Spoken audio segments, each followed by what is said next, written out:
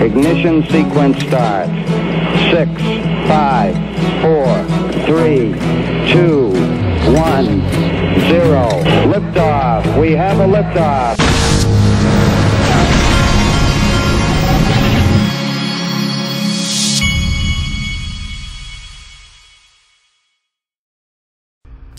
Hey everybody, this is the Digital Asset Investor, and let me tell you what, this show might be one of the bigger shows that I've done in the last 3 years, and I'll tell you why. Because the first time ever, since we started uncovering ETHGATE, we've got a 100% bona fide whistleblower now. We've never had a whistleblower before. We got one now. And you just strap in, because I'm gonna do a recap and make sure you understand exactly what's going on.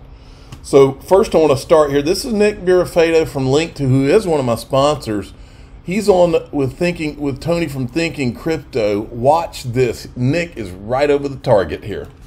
We'll be announcing today that we're going to be having the proper pre-party. So we'll be having an afternoon party the day of the Ripple proper party, and we can't wait to be there and celebrate with everyone, because for many people they're so happy that after 2 years of this it's over, but for many of us it's been 5 years and 6 years and 7 years of watching XRP go through, it. At the end of this video, you'll realize that everything XRP has been through was a plan by the bad guys. Everything it's gone through, and dealing with, all the different things, and then seeing Ripple go through what they went through with the case. I mean, we've been in it for the long haul. I mean, it's just, but I salute all of the people that believed in what they were invested in. Know what you're invested in, and never give up, because we already won as far as XRP not being a security. And my belief is the next big thing we're waiting for is that first financial institution to do an ODL transaction in the United States. I believe, I could be wrong, next big thing, but I believe when that first company does it, this thing is going to just explode, because not only is it going to cause excitement in the crypto world, but all of the naysayers about crypto, which they have a right to be naysayers about crypto, because 99% of blockchains are garbage. I mean, let's face it, there's 30,000 blockchains out there. We can't have that many blockchains.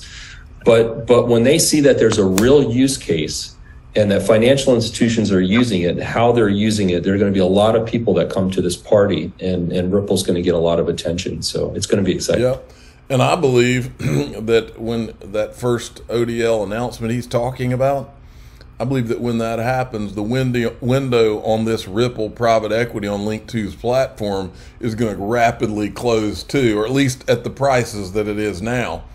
Now, speaking of proper party, many of you either weren't here or you don't remember, but this is when Ripple was putting together their XRP community night. This was back in May of 2018. 3, 2, 1. They had Snoop Dogg at this XRP community night.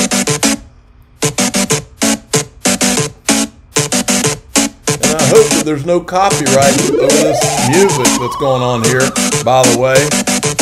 We'll find out. Welcome to the machine.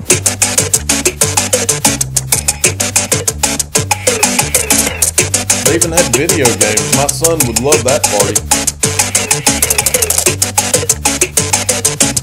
All right. So you get the picture. I'll take you to the end so you can see how this finishes.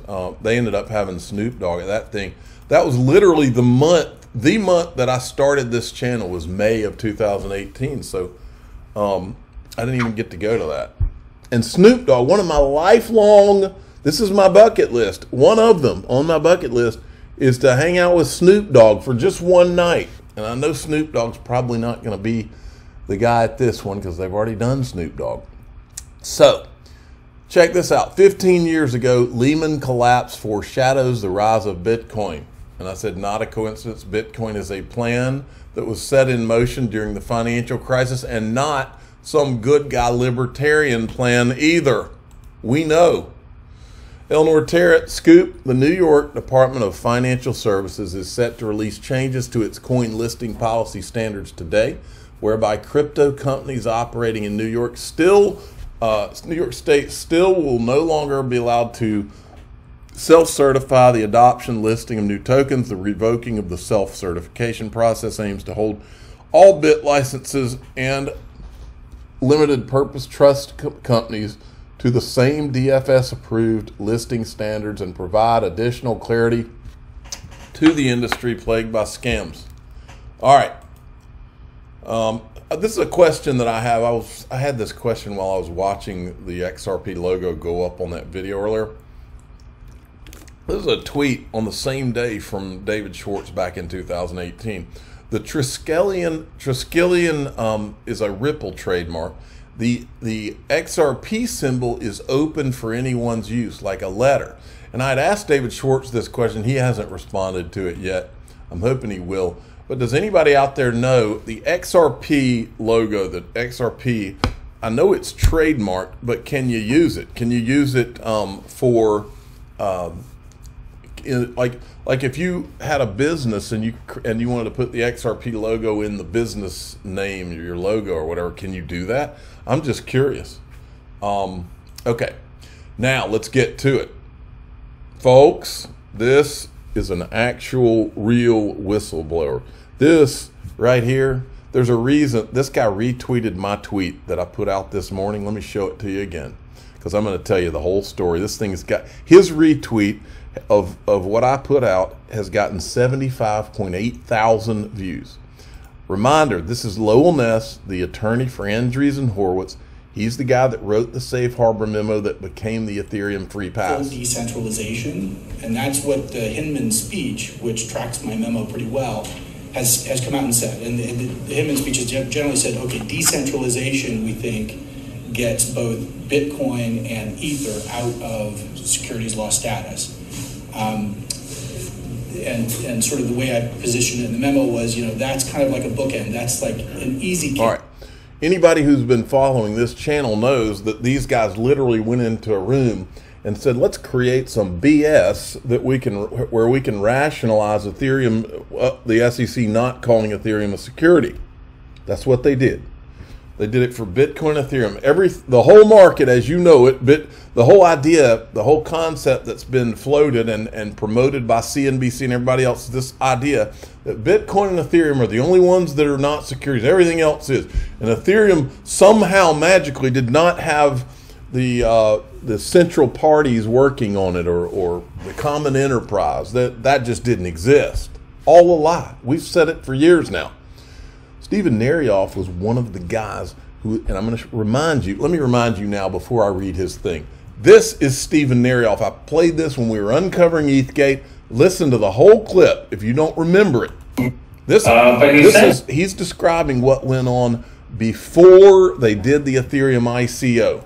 But he said to me, he said, the problem is our lawyers are telling us this is an illegal securities offering, which in fact it was. So I was charged with trying to figure out a very simple thing. Raise money and not go to prison. Right? Orange is not my best color. He was charged with, before the ICO, with raising money and not going to prison because the Ethereum attorneys, they had told them this is going to be a securities offering. And his job was to figure out a way to rationalize how it wasn't. So we were... He held off, these guys are like wolves, right? I mean, the founding team of Ethereum wanted to move. And one of the guys actually even said to me, I don't really care about prison, I'm a Canadian citizen. And I said, all right, so one of the Ethereum founders said, I don't care about prison, I'm a Canadian citizen. Those US guys can't touch me. Who are the guys that were on the founding team that were from Canada? Well, we know Joseph Lubin was. We know Vitalik Buterin was. We know Gavin Wood was. And the other guy, lucky for him, I'm drawing a blank on who he is. But there was a fourth guy, I think it was Antonio something or other. But anyway, there was 4 or 5 or 6 of them that were from Canada, and one of them said out loud he didn't care what U.S. saw. So anyway, this is who is being propped up, okay? We somehow say that this is not a security, it's not a currency, but somehow this is a good. Yeah, if we can somehow come up with some bull crap and sell it to the SEC, and they'll agree to our bull crap because they obviously have some unknown incentive to try to figure out a way to bull crap this through. Baby service. Head of the SEC is a gentleman by the name of Joe Grunfest, if anybody's familiar with this. No, I want to make sure I cover this. Joseph Grunfest is an ex-SEC commissioner. I believe Joseph Grunfest is a good guy in this whole equation. He was trying to help the guys at Ripple and the guys at Ethereum, and I think he was working in good faith on the whole thing. SEC is probably the most prolific chairman of the SEC of the last 75 years. And sheepishly the next morning said, you know, I said, after our 3rd drink last night, we came up with this concept, and I said we, because I didn't want to say me, and I said, you know, can we say this is a good, because it actually forms some kind of function if you have to send it and you have to use this gas to send it. And I said, I'm sure it doesn't work. Right, okay, that's fine. And I got a pause for about 10 seconds, ready to say that was the stupidest idea I ever heard. And his response was, that's brilliant. And said, I think that could actually work. He spoke to some folks at the SEC. They actually they loved the idea. They thought that actually made a lot of sense. And that's the genesis of what's called today. Has everybody heard of what a utility coin is? All right. So, for whatever reason, this guy has it in for these guys now.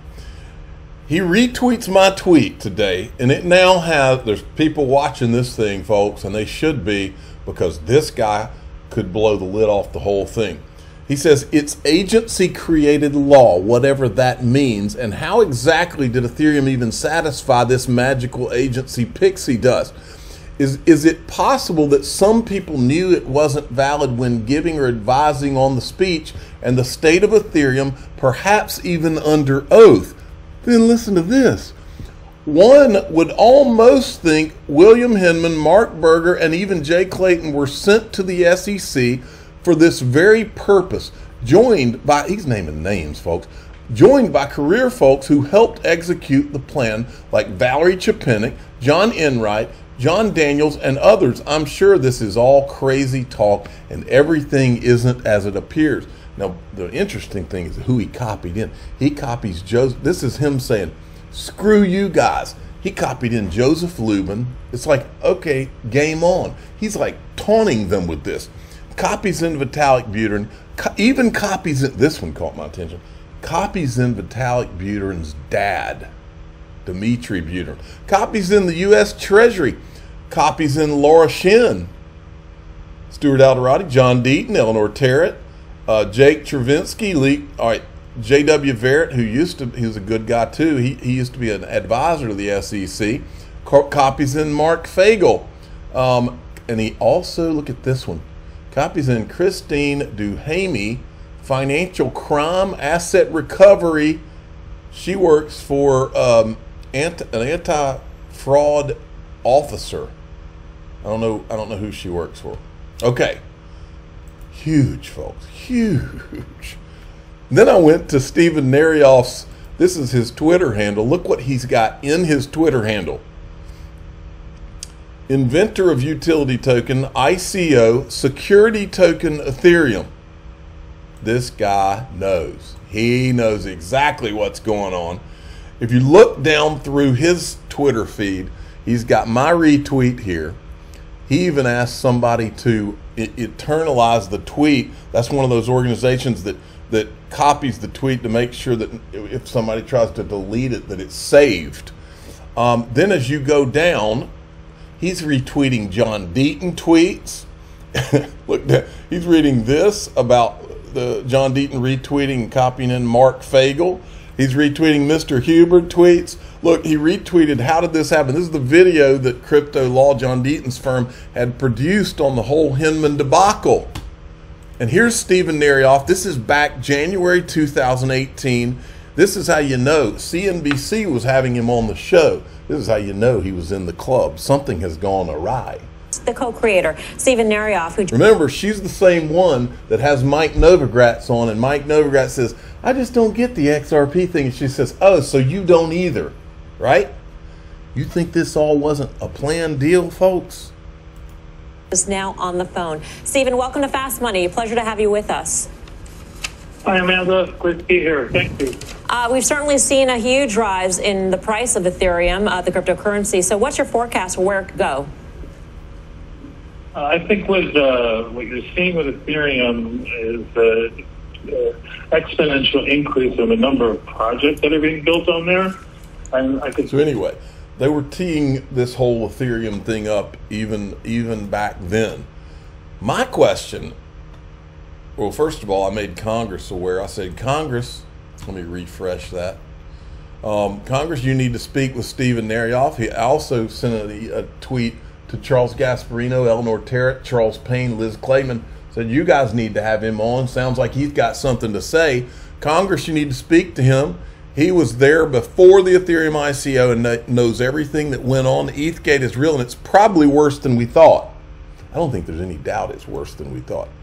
And then I asked Stephen Narioff a pretty good question, I think. Hey, Stephen, because he floated the idea that Jay Clayton, Hinman, and Berger were sent to the, do you know how huge that is? He floated the idea that what if they were sent to the SEC specifically to get Ethereum a free pass? And my question is, well, if it's possible they were sent for that, is it also possible that they were sent to go after Ripple, Brad Garlinghouse, Chris Larson? I put Stuart Alderati in there just to copy him in on it. Is that possible too? Folks, in my experience, 2 + 2 = 4. And I doubt that it's any different here. My gut is screaming on this one and has been for the last, 2 or 3 years.